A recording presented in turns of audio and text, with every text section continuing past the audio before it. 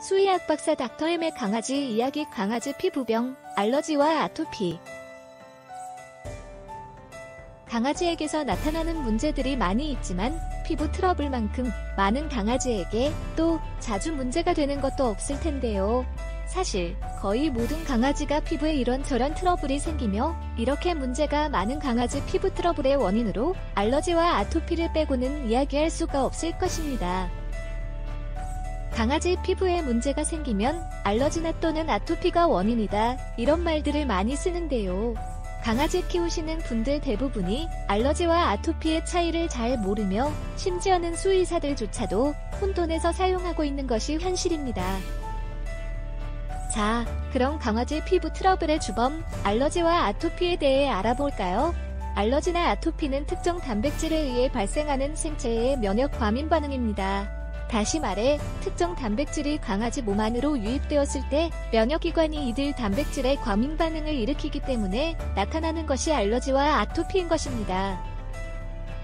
모든 단백질에 이런 반응이 나타나는 것이 아니고 어떤 강아지는 단백질에 전혀 과민 반응이 나타나지 않는 경우도 있고 어떤 강아지는 반응을 나타내는데 모든 단백질이 문제되는 것이 아니고 대개 한두 종류의 단백질에만 과민 반응이 나타납니다. 그렇다면 알러지와 아토피의 차이는 무엇일까요?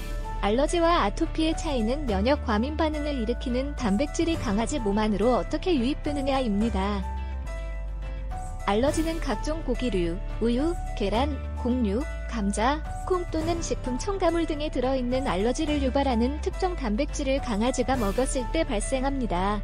반면에 아토피는 꽃가루, 풀이나 잡초, 사람 또는 다른 동물의 비듬, 진먼지 진드기, 울 제품, 먼지, 곤충 등에 들어있는 알러지 유발 단백질이 숨 쉴 때, 호흡기를 통해 강아지 몸 안에 들어오거나 피부를 통해 몸에 흡수되었을 때 발생합니다.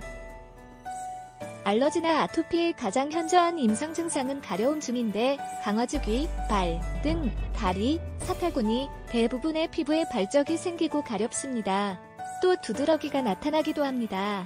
음식물에 의한 알러지는 피부에 주로 증상이 나타나지만 위장관 알러지 반응으로 인해 구토, 설사, 가스참 등이 나타나는 경우도 있습니다. 아토피 증상도 알러지와 유사한데 피부에 증상이 나타나며 가려움증이 주 증상입니다. 알러지는 강아지 일년과 관계가 없으며 주로 단백질이 들어있는 특정 음식을 장기간 먹었을 때 주로 발생하지만 단기간 먹었을 때도 발생합니다. 아토피는 알러지와 달리 계절적으로 발생하는 경우가 많습니다. 꽃가루에 들어있는 단백질이 아토피를 일으키는 경우가 많아 봄철에 아토피가 많이 발생하고 여름철에는 풀에 들어있는 단백질이 강아지 아토피를 유발하는 경우가 있습니다. 실내에서 주로 생활하는 우리나라 강아지는 꽃가루나 풀잎보다는 집안에 기생하는 진먼지 진드기나 울 등에 의한 아토피가 훨씬 더 많은 것으로 알려져 있어 실외 활동이 많은 외국의 강아지와는 해결 방법도 달라야 합니다. 자, 이제 알러지와 아토피의 차이에 대해서는 이해가 되셨을 텐데요. 그럼 왜 알러지나 아토피가 강아지 피부 트러블의 주범일까요? 알러지나 아토피는 심한 가려움증을 유발하는데 강아지가 피부를 심하게 긁기 때문에 피부가 거칠어지고 또 상처가 생길 수 있어 2차적으로 세균이나 곰팡이가 감염되기 쉬워 피부 감염증이 생기는 것입니다. 또 알러지나 아토피로 인해 피부에 발적이 생기고 혈액순환이 증가하는 것도 세균이나 곰팡이 감염을 쉽게 해줄 수 있습니다. 강아지 품종별로 음식물 알러지 발생의 차이가 있는데요. 테리어종, 레브라도 리트리버, 코카 스파니엘, 퍼그 같은 단두종 강아지, 그리고 불독 및 보스톤 테리어 등의 알러지가 많이 발생하는 강아지 품종입니다. 자, 그렇다면 알러지나 아토피가 발생한 강아지 어떻게 해야 할까요? 우선 문제가 알러지인지 아토피인지를 확인해야 합니다. 우선 쉬운 것이 알러지 확인인데 음식을 먹여보면 알 수 있기 때문입니다. 방법은 음식을 바꿔 먹여보는 것입니다. 대부분 사료를 먹이고 계실 테니 현재 강아지에게서 알러지가 나타나고 있다면 사료를 바꿔보는 것입니다. 이때 일체의 간식이나 다른 음식을 먹이는 것은 중단해야 합니다. 어떤 것이 알러지를 유발하는지 찾기 위해서는 사료만 먹이고 알러지 반응 유무를 확인해야 하기 때문입니다. 그리고 알러지를 유발하는 것으로 의심되는 사료를 다른 것으로 바꿔 먹일 때는 사료에 사용된 단백질이 다른 것이어야 한다는 점을 꼭 명심해야 합니다. 사료가 달라도 예를 들어 닭고기를 사용한 사료에서 닭고기를 사용한 사료로 바꾸면 알러지가 다시 나타날 것이기 때문입니다.